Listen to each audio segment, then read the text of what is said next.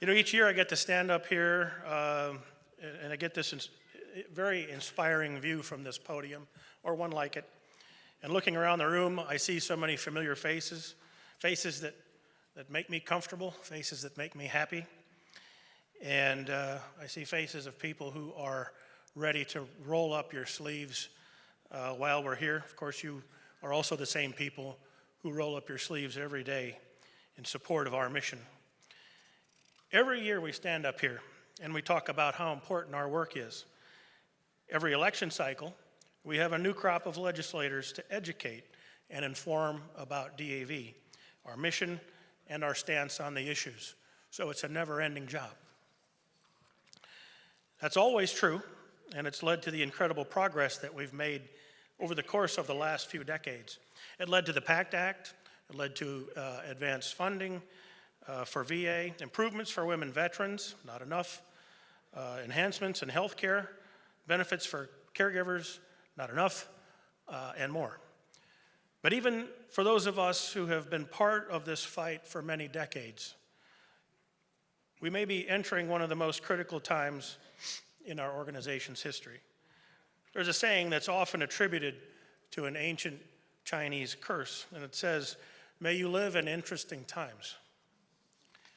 Regardless of our personal politics, we can all say, beyond a shadow of a doubt, that we are witnessing some very interesting times. For many, many years, we've seen a cycle where CBO, the Congressional Budget Office, issues a policy option. They call it an option, not a recommendation, that calls for means testing for VA disability compensation. Of course, we all know what that means. It represents an effort to disregard the sacrifices veterans have made, the sacrifices every single person in this room has made. It would ignore the obstacles disabled veterans face and use their household income or their good fortune to avoid our most basic obligation to those forever changed in service. We're accustomed to hearing the same song from OMB, but rarely is it accompanied by articles that talk about veterans receiving, quote, absurdly generous benefits, or asking for an overhaul of the disability rating system, or taxing benefits. These irresponsible voices champion the savings for taxpayers without any consideration of the costs these proposals will have on the veterans who count on the benefits they earned. And you heard Secretary Collins recognize that those benefits are earned this morning. We're more aware than anyone of the costs of veterans' health care and benefits, and we know the genesis of these costs. 2 decades of war with a small, relatively very small, all-volunteer force who endured repeated deployments. And we can't just send men and women to war time and time and time again and expect them to come home unchanged. Toxic exposures dating back more than 50 years. The expense of caring for an aging populace with chronic health conditions related to service, and the toll that these wars have had on our caregivers, our families, and survivors. Of course, we're going to continue to fight the good fight for our brothers and for our sisters. And we're possibly going to be required to activate on a scale we haven't experienced in the history of our charity. Indeed, we live in interesting times. And in times of upheaval and drastic change, there can be a tendency to throw the baby out with the bathwater. And in our case, we're hearing voices with very radical ideas who, it seems, are eager to avoid paying the enduring costs of war. They want to reduce the deficit on the backs of the individuals and the families whose sacrifices made our national prosperity possible. This week is our opportunity to put a human face on the issues that will determine the future of veterans' health care and benefits. At no period in our lifetimes has there been a more critical time in this movement that began in 1920. It's going to require our vigilance It's going to require us to educate leaders, not just on our critical policy goals, but to ensure they know that we will hold them accountable for any legislation that would cause a backslide in the progress that we have made as a community. Our success in this fight will depend upon our ability to rally and inspire our fellow veterans. We don't have to inspire each other in this room. You're already here. We need to inspire everyone else who's not in this room, who couldn't make it, who's back home and doing other things right now.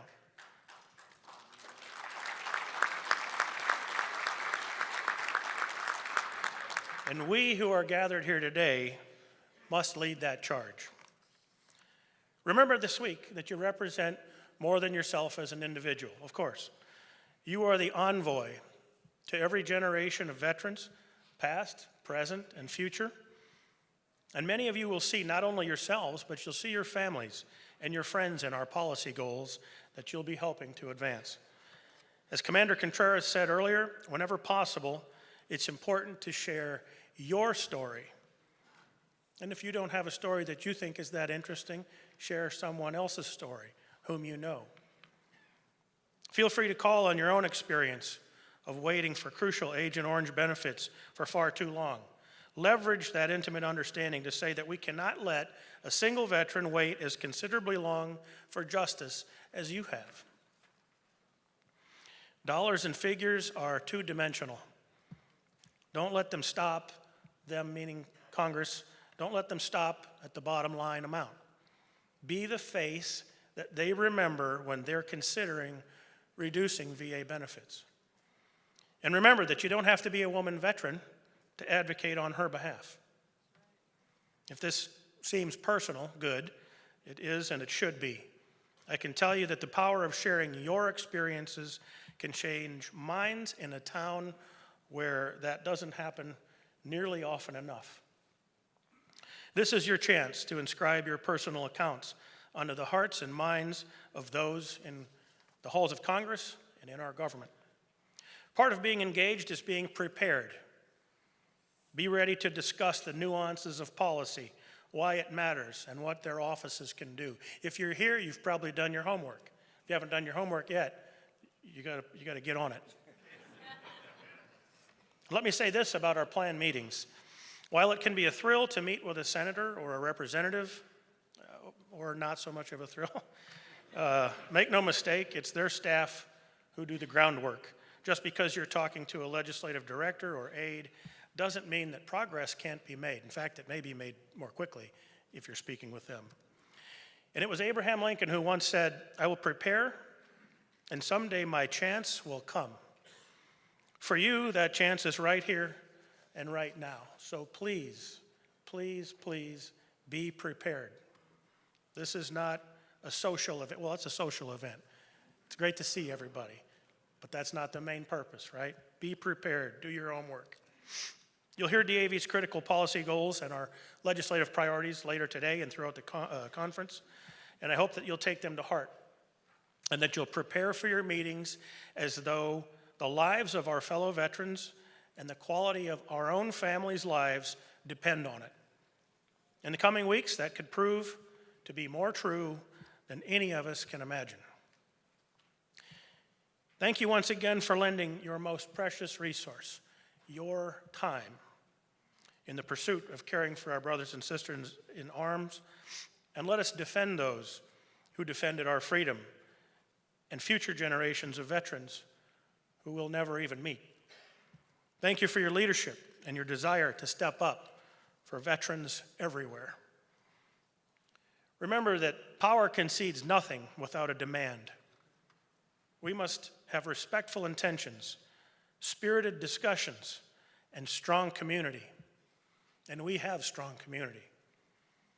DAV is a strong community, and when we're together, we are at our strongest.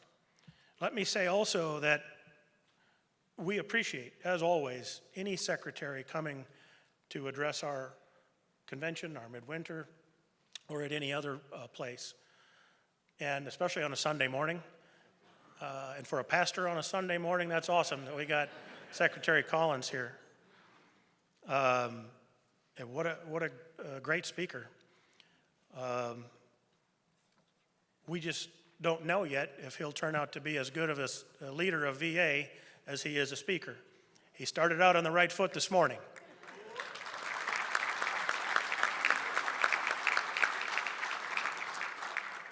Secretary Collins said, and I quote, "The 12th Secretary of the Department of Veterans Affairs is here to tell you, benefits, healthcare, veterans, benefits and healthcare will not be compromised." We will hold him and the entire agency and all of Congress to that. Thank you for being here, and have